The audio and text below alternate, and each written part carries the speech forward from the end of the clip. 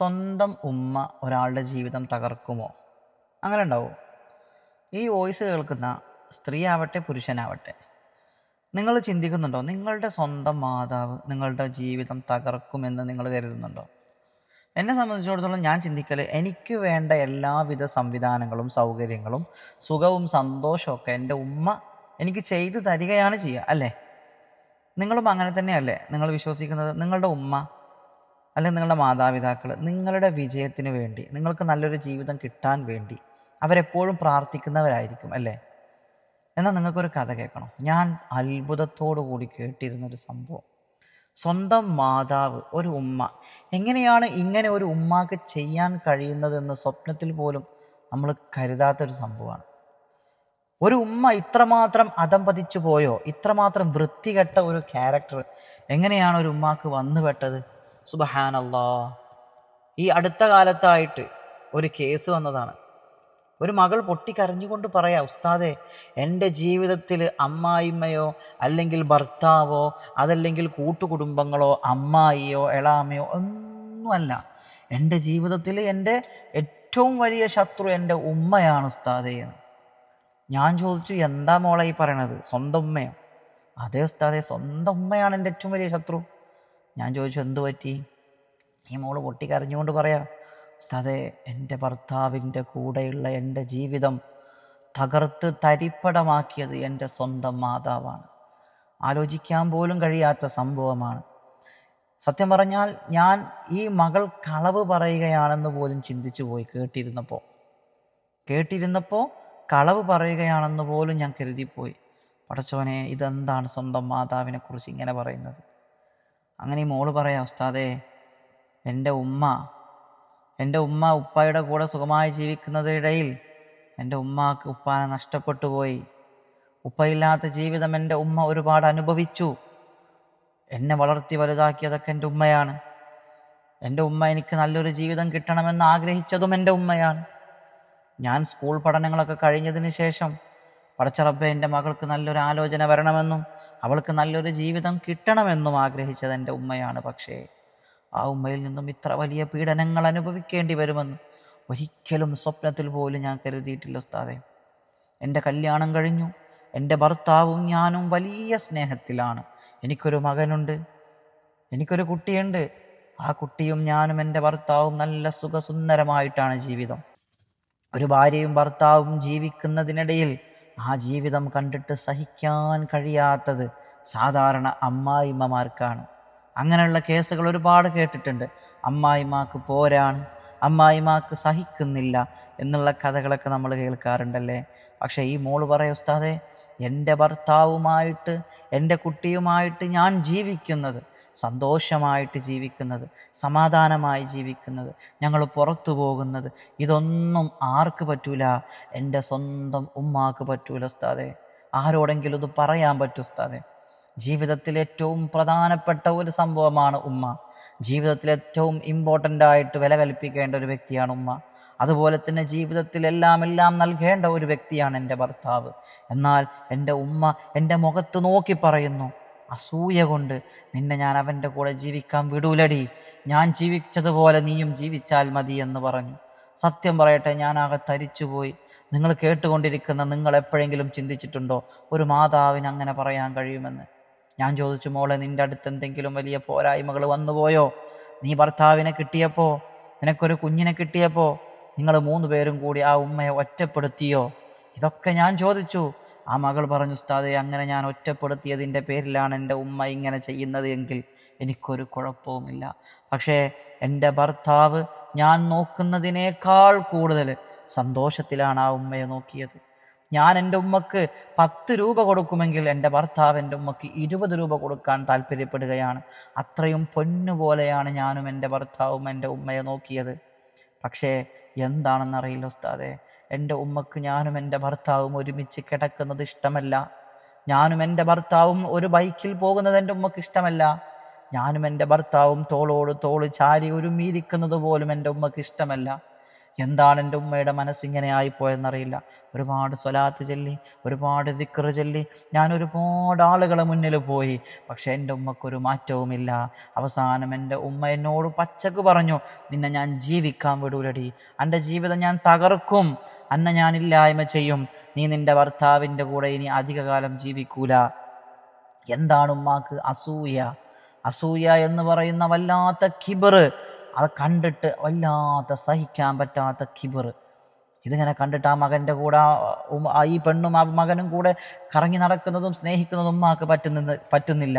ശരിക്കൊരു ഉമ്മ ചിന്തിക്കേണ്ടത്, പടച്ചോനെ, എൻ്റെ ജീവിതം ഏതായാലും താറുമാറായി പോയി, എനിക്കൊരു ഭർത്താവിൻ്റെ സുഖം ലഭിച്ചില്ലല്ലോ, എനിക്കൊരു ഭർത്താവിൻ്റെ സന്തോഷം ലഭിച്ചില്ലല്ലോ, എൻ്റെ മകൾക്കെങ്കിലും ഇങ്ങനെ ഒരു ജീവിതം ലഭിക്കട്ടെ എന്നാണ് ഒരു ഉമ്മ ചിന്തിക്കേണ്ടത്. എന്നാൽ ആ ഉമ്മ ഇവിടെ ചിന്തിക്കുന്നത് എന്തെന്നറിയുങ്ങൾ? എനിക്കില്ലല്ലോ, എനിക്കില്ലാത്തതൊന്നും എൻ്റെ മകൾക്കും വേണ്ട എന്നാണ് ആ ഉമ്മ ചിന്തിക്കുന്നത്. ചുരുക്കി പറഞ്ഞാൽ ആ ഉമ്മ മറ്റുള്ള സ്ഥലങ്ങളിൽ ഹൈന്ദവ മത ആചാരപ്രകാരമുള്ള ക്രിയകളൊക്കെ ചെയ്യാൻ തുടങ്ങി, കൂടോത്രം ചെയ്യാൻ തുടങ്ങി, സിഹർ ചെയ്യാൻ തുടങ്ങി. പല പല ആളുകളുടെ മുന്നിലും, ഇസ്ലാം മതത്തിൽപ്പെട്ട ആളുകളും അല്ലാത്ത മതത്തിൽപ്പെട്ടവരുടെ പല സ്ഥലങ്ങളിലും പോയി പല ക്രിയകളും കർമ്മങ്ങളും ചെയ്യാൻ തുടങ്ങി. ആദ്യമൊക്കെ ഈ മകളെ കൊണ്ടുപോയി ഓരോന്ന് ചെയ്യുമ്പോൾ ഈ മകൾ പറയുമത്രേ, ഉസ്താദേ, ആദ്യമൊക്കെ ഉമ്മാൻ്റെ കൂടെ ഞാൻ പോയിട്ട് ഓരോ സ്ഥലങ്ങളിൽ പോയിട്ട് എനിക്ക് പലതും കഴിക്കാൻ തരുമായിരുന്നു, പല ചരടും ഏലസും മന്ത്രങ്ങളും ജപിച്ച പലതും എനിക്ക് തരുമായിരുന്നു. ആ സമയം ഞാൻ ചോദിക്കും, ഉമ്മ ഇതെന്തിനാണ്, എനിക്കിതെന്തിനാണെന്ന് ചോദിക്കുമ്പോൾ എൻ്റെ ഉമ്മ എന്നോട് പറയുന്നത്, മോളെ, നിങ്ങളുടെ ജീവിതത്തിൽ സന്തോഷമുണ്ടാകാനാണ്, നിൻ്റെ ഭർത്താവിന് ജോലിയിൽ വലിയ ഹൈറുണ്ടാകാനാണ്, നിൻ്റെ ജീവിതത്തിൽ വലിയ സന്തോഷമുണ്ടാകാനാണ്. ഇതൊക്കെ തുടക്കത്തിൽ എൻ്റെ ഉമ്മ പറഞ്ഞെന്നെ ഒരുപാട് സ്ഥലങ്ങളിലൊക്കെ കൊണ്ടുപോയി. സുബ്ഹാനല്ലാഹ്, ഈ മകള് പറയുന്നത് കേട്ടിട്ട് ഞാൻ തരിച്ചുപോയി.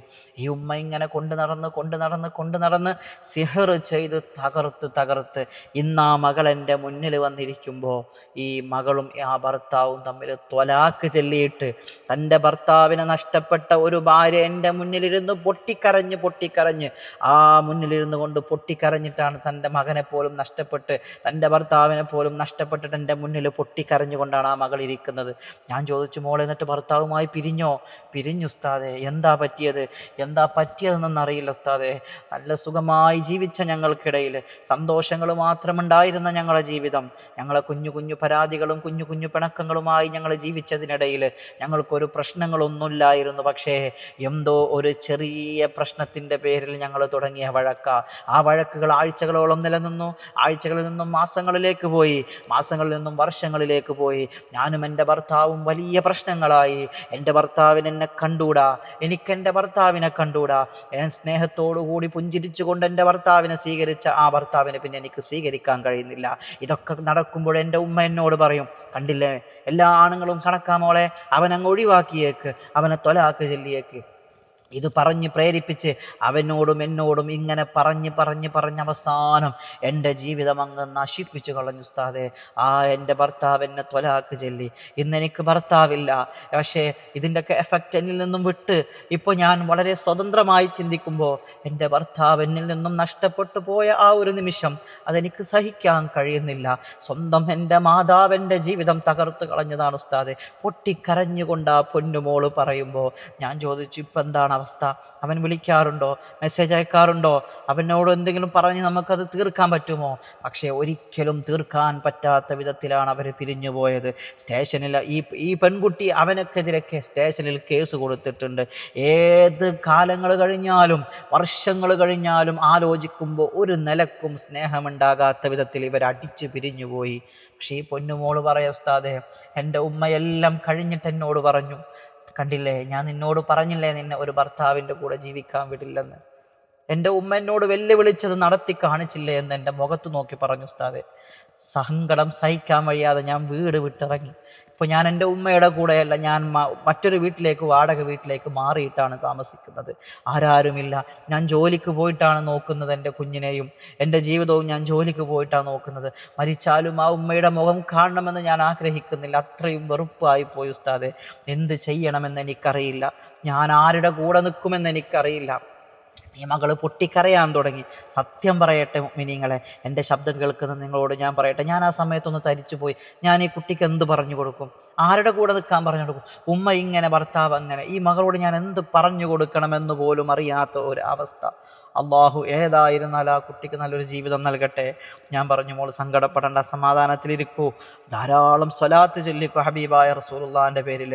ആ മുത്തുനബിയെ സ്നേഹിച്ചാൽ ആര് കൈവിട്ടാലും ആ മുത്തുനബി കൈവിടൂല. സ്വലാത്ത് അധികരിപ്പിക്കുക, അങ്ങനെയുള്ള കുറേ നിർദ്ദേശങ്ങൾ ഞാൻ ആ പൊന്നുമോൾക്ക് പങ്കിട്ട് കൊടുത്തു. മിനിങ്ങളെ, ഞാൻ പറഞ്ഞു വരുന്നത്, വല്ലാത്ത ഒരു കാലഘട്ടത്തിലാണ് ഞാനും നിങ്ങളും ജീവിക്കുന്നത്. അള്ളാഹു നമ്മളെ കൽബിൽ ഈമാൻ ഉറപ്പിച്ചു തരട്ടെ. ഈമാൻ നമ്മളില്ലെങ്കിൽ വല്ലാത്ത സാഹചര്യത്തിലൂടെയാണ് നമ്മൾ കടന്നു പോവുക. മിനിങ്ങളെ, ഇന്ന് ഏറ്റവും കൂടുതൽ സാഹിര്യങ്ങൾ സിഹ്ർ ചെയ്തുകൊണ്ടിരിക്കുന്ന കാലമാണ്. വെള്ളയും തൊപ്പിയും ഇട്ട് നിൽക്കുന്ന നമ്മുടെ അടുത്ത് പോലും വന്നിട്ട് ചില ആളുകൾ പച്ചയ്ക്ക് ചോദിക്കും, ഉസ്താദേ, അവനൊന്നില്ലാതാക്കാൻ പറ്റുമോ? ഇവനൊന്നില്ലാതാക്കാൻ പറ്റുമോ? അവൻ്റെ ജീവിതം ഒന്ന് തകർക്കാൻ പറ്റുമോ? അവനെൻ്റെ ബിസിനസ്സിൽ നിന്നും ഒന്ന് ഇല്ലായ്മ ചെയ്യാൻ പറ്റുമോ? എത്ര പൈസകളാണ് ഓഫർ ചെയ്യുന്നതെന്നറിയോ നിങ്ങൾക്ക്? അള്ളാഹു കാത്ത് രക്ഷിക്കുമാറാകട്ടെ. അള്ളാഹു ഈ ആഖിറസമാന കാലഘട്ടത്തിലെ, ഈ അവസാന കാലഘട്ടത്തിലെ ഈമാൻ ഉറച്ചവരെ കൂട്ടത്തിൽ എന്നെയും നിങ്ങളെയും ഉൾപ്പെടുത്തുമാറാകട്ടെ. ഈ കഥ ഞാൻ നിങ്ങളോട് പറയാൻ കാരണം, ഞാൻ ആ മകളോട് ചോദിച്ചു, മോളെ, ഞാനിത് സോഷ്യൽ മീഡിയയിലൊന്ന് പറയട്ടെ? ഉസ്താദ് പറഞ്ഞോളൂ എന്ന് പറഞ്ഞു. പേരും നാളും ഡീറ്റെയിൽസ് എല്ലാം നിങ്ങൾ പറഞ്ഞു, എനിക്ക് കുഴപ്പമില്ല, ഞാൻ അനുഭവിച്ചതാണ് ഉസ്താദെ, എൻ്റെ കുടുംബത്തിലെല്ലാവർക്കും അറിയുന്ന കഥയാണെന്ന് പറഞ്ഞു. പക്ഷെ ഞാൻ ആ കുട്ടിയുടെ പേരോ കുടുംബമോ നാടോ വീടോ ഒന്നും ഞാനിവിടെ പരാമർശിക്കുന്നില്ല. പക്ഷെ നിങ്ങൾ മനസ്സിലാക്കാൻ വേണ്ടി പറഞ്ഞതാ. കാലം വളരെ മോശമാണ്. നമ്മൾ ആരെ വിശ്വസിക്കണം, ആരെ കൂടെ നിൽക്കണമെന്ന് പോലും നമുക്കറിയാത്ത കാലമാണ്. അള്ളാഹു നമുക്ക് രക്തബന്ധത്തെ തിരിച്ചറിയാനും മറ്റുള്ളവരെ സ്നേഹിച്ച് ജീവിക്കാനും ഹറാമായ എല്ലാ ബന്ധങ്ങളിൽ നിന്നും മാറി നിൽക്കാനും ആഖിറസമാൻ കാലഘട്ടത്തിലെ എല്ലാവിധ തമ്മാടിത്തരത്തിൽ നിന്നും മാറി നിന്ന് അള്ളാഹുവിനെ ഭയന്ന് ജീവിക്കാൻ എനിക്കും നിങ്ങൾക്കും തൗഫീഖ് നൽകുമാറാകട്ടെ. ഇൻഷാ അള്ളാഹ് നിങ്ങളൊക്കെ ദുആ ചെയ്യുക. ആ പെൺകുട്ടിക്ക് വേണ്ടിയിട്ടും സാധുവായ എനിക്ക് വേണ്ടിയിട്ടും നമ്മുടെ ഇർബദ് മീഡിയയിലുള്ള എല്ലാവർക്കും വേണ്ടി ദുആ ചെയ്യുക. അള്ളാഹു നമുക്ക് വലിയ സന്തോഷങ്ങളൊക്കെ തരട്ടെ, പ്രയാസങ്ങളൊക്കെ തീർത്തു തരട്ടെ. ഇൻഷാ അള്ളാഹ്. നമ്മുടെ വീഡിയോ കാണുന്നവരാണെങ്കിൽ, ആദ്യമായി കാണുന്നവർ ഈ ചാനലൊന്ന് സബ്സ്ക്രൈബ് ചെയ്യുക. ഇൻഷാ അള്ളാഹ്. അള്ളാഹു നമുക്കൊക്കെ വലിയ സന്തോഷം തരട്ടെ. അസ്സലാമു അലൈക്കും വറഹ്മത്തുള്ളാഹി തആല വബറകാതുഹു.